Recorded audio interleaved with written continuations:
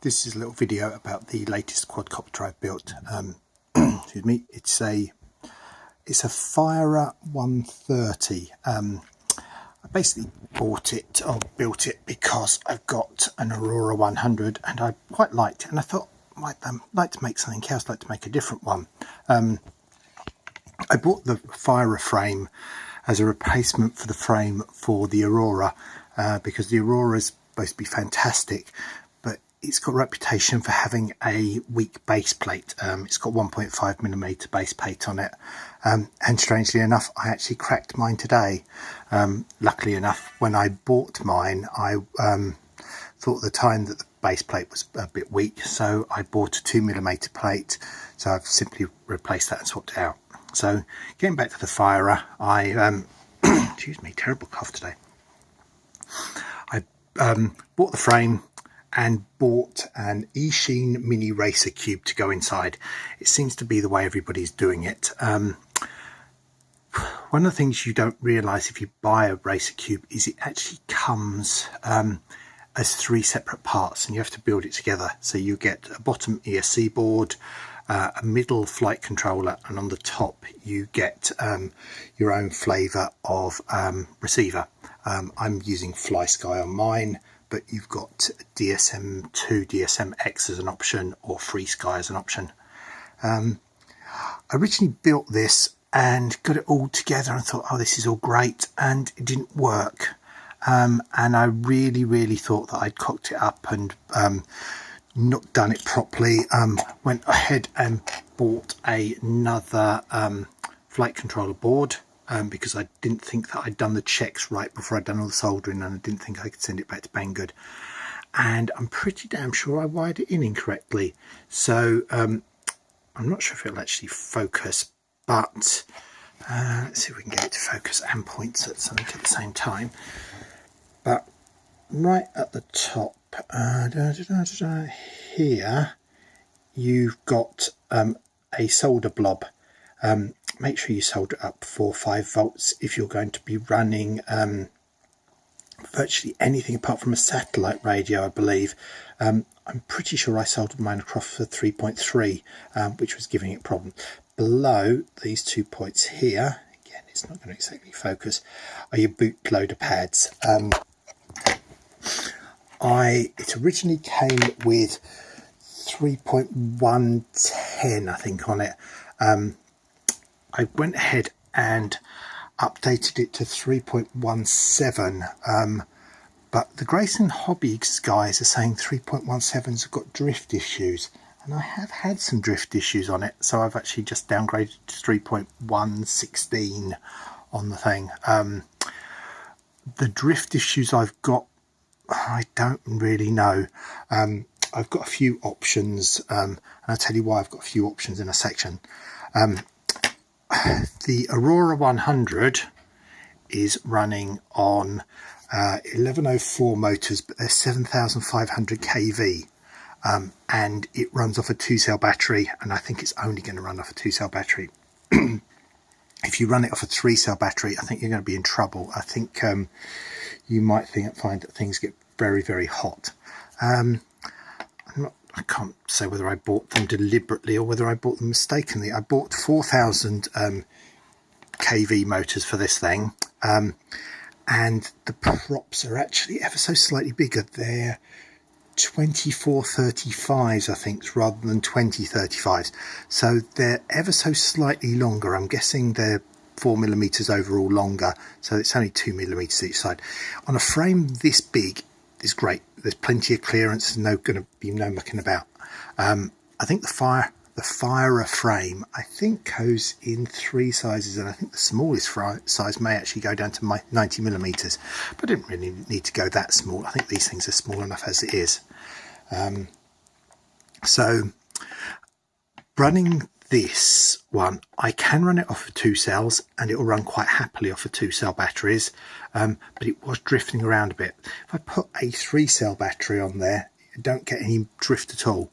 A 2-cell battery on this isn't going to do the same as a 2-cell battery on that. The 2-cell battery on that is an absolute monster. You blip the throttle on that and that just goes up into the air. You've seen the other people's videos on there showing the Aurora 100. Nobody's really got a bad thing to say about it. I say the only bad thing I can say is the base plate is too bloody thin. But this, because it's got 4000 kV motors on it, really was a lot happier with 3S batteries. So battery options, when you get the Aurora 100, you get these. Mine are covered up, and I'll tell you why I've covered these up slightly. You get a 450 milliamp hour 2-cell battery ATC. I've got Velcro on the bottom to help stick it on, and I've got these things here are sticky pads that you can stick on the bottom of bookcases or something like that, and so that you don't drag them across the floor. I've just cut them to shape. So what happens is I stick that on the bottom of my quad, run a strap underneath, and then you've still got a reasonably level surface to stand the quad up from. They're not going to weigh very much on there, so that's why I've got stuck on there. So originally came with these eachine batteries, and as everybody will tell you, when the Aurora 100 came out, you couldn't buy the eachine batteries anywhere. They were out of stock for a long time. So people went off and did various things and said, right, what can I make do with these things? Gaoneng. I bought some of their batteries. I originally bought a 450. It's a 2-cell battery. It's a 50C, and I'm pretty sure that'll do most people. The people who are going to have trouble are anybody running on 30Cs or belows. When you blip the throttle, it draws a lot of amps very quickly. I think 50 will probably do you, but I wouldn't go anything below that. I bought those, again, because there was nothing high C rated out there at the time. I then went off and bought the bigger ones. I've got one on there which I padded up, but that is the 550. It's ATC, and let's put it next to the eachine battery. There's not a lot of thing in there. Yeah, the 550. You know what? Strangely enough, it might be thicker on there. The eachine battery is actually slightly longer on there, but there's not a lot difference between them. You probably get another 30 seconds worth of flight time on that one, so which is quite nice. So this is my own build. Yeah, so motors on the side, cables running down the end. This is the first time I've actually been a bit ruthless with cutting my wires on there. You have to be, you haven't got any space to put them otherwise. So run the wires down the side, electrical tape around there to keep everything in place. Then antenna running up the back, zip tie on the back. It's a bit Heath Robinson at the top, not particularly good, but it'll do. When you build it, everybody says be careful. The receiver board at the top comes very, very close to the carbon plate, and you may well need to go all the pins which come up. When you've soldered it all up, you know it's all working. Go along with your wire cutters, your side cutters, and snip the tops off the pins. You don't want them touching up against the carbon fibre. The antenna goes down there, and there's a little push fit antenna connector that end. I've put electrical tape over the top. Again, I don't want it touching anything on there. There's quite a lot to touch. Where did I put my hot zip board? I've probably lost it now. When you solder everything up, let's see if we go. You've got 6 pins down here. 3 of them are voltage, signal, and ground for your receiver board. The other 3 actually run the your LED strip at the back. I haven't actually had to use mine. You then get a couple of pins for the battery, the buzzer, and you've got another couple of pins which you don't need to solder in. They're actually down in there. You don't need to solder those 2 pins in. I'm not exactly sure what they're for, but if you look at anybody who's got these things set up, they're not actually put in. They are potentially another UART or something like that. You could probably wire something into that if you knew what you're doing, but you don't need to wire those two in. Don't need to solder those two in. I don't know whether it would cause you any problems if you did, but I say I haven't had to do that myself. At the top front, I've put in an all-in-one camera, and the all-in-one camera that I've got in there is an FX798T. It was the only one I actually had kicking about. It came with in a little plastic case, which I've taken off, and you have to do a little bit of work to get that to work. That camera has a red and black cable which comes out of it, which supplies power to it, and then that will just work. You can grab 5 volts worth of power from anywhere you like. You could potentially just grab it off of here and that'll work, but you're not going to get the on-screen display. And to get the on-screen displays, you're going to have to do a tiny bit of extra work. The camera itself, and I can't get in because it's all inside, has 3 pins down the side of it. I believe they're down this side. There's a top one, a middle one and a bottom one. I ran my multimeter on it and I went off to the RC forums, and between multimeter checking and the RC forums, it seems to be, I'm going to get this wrong, the middle one's live, the bottom one's the middle one's ground, I believe the bottom one's 5 volts. The top one is definitely signal, it's your video signal.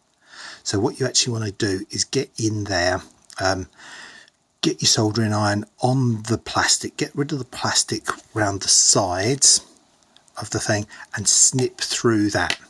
So once you snip through that, the camera will still be live, but you won't get any picture. You think, oh, that's a bit rubbish. What you then do is you go off and you plug this in, you do the red and the black wire off to your power input, and then the green and the yellow wire go back to this side, and you wire the yellow to the actual camera, so the yellow on this side and the green to the actual receiver board on that side of the camera. And then what I'll do is your camera provides a picture, it goes into your flight controller through the OSD, it then comes out back to the transmitter on your camera, and then it goes off and you then get that through the goggles. But yeah, yellow to the camera part at the front, green to the receiver board on the back. And for a FX798T, it was the very top pin that you need to cut through, so that actually worked for you.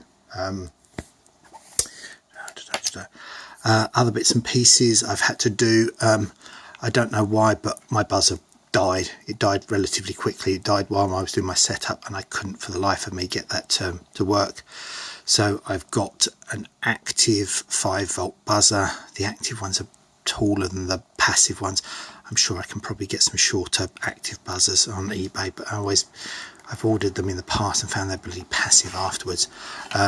What I've done there is you've got buzzer pins down here. I've actually come off of here and off of here and run off to the buzzer. So I've just replaced my buzzer on this. Wasn't a particularly big job, but you need the buzzer. These things, if you don't set the voltage alarm too low, if you don't set it relatively low, you don't get a particularly long flight time.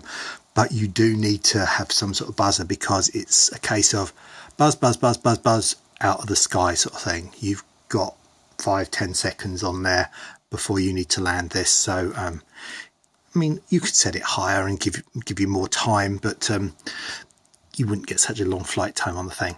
Other bits and pieces, the FPV antenna sits in there.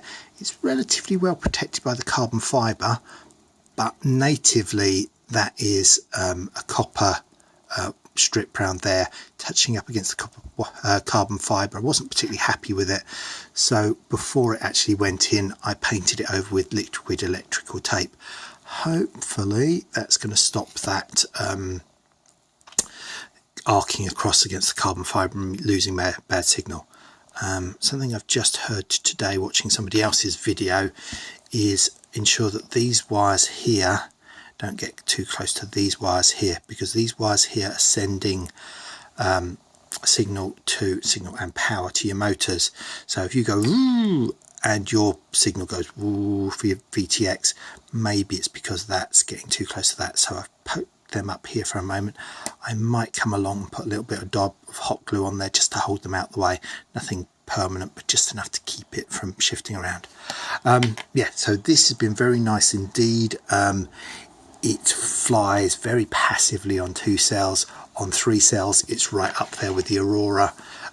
So a nice little fun little quads. I mean, I'm having some real fun with these small things at the moment. I started at 450s and went down. I've got some 250s and a 210 around. But the thing is, you can chuck these in a bag and just go. I mean, little Tupperware boxes I've got to stick these things in. My transmitter's bigger than the quad now, and I can take these anywhere. They still weigh a bit and they go incredibly fast. You don't want to hit anybody with the things on there. But I mean, wouldn't be surprised if we see some of the pros racing some of these now. You lose a little bit over the 210s and the 250s, but these things will absolutely shift on there. And who'd have thought a 2-cell quadcopter would actually motor? Say Grayson Hobby's doing some tests on these things and they're getting 60-70 odd miles an hour out of these things, which is fantastic. So yeah, any questions, place them below. But the Fire frame has been very, very nice. The Mini Cube, say, take your time building it on there. There are some resources on Banggood with manuals and everything. But yeah, have a play around with it and see where you get on with it. But I really, really recommend these things.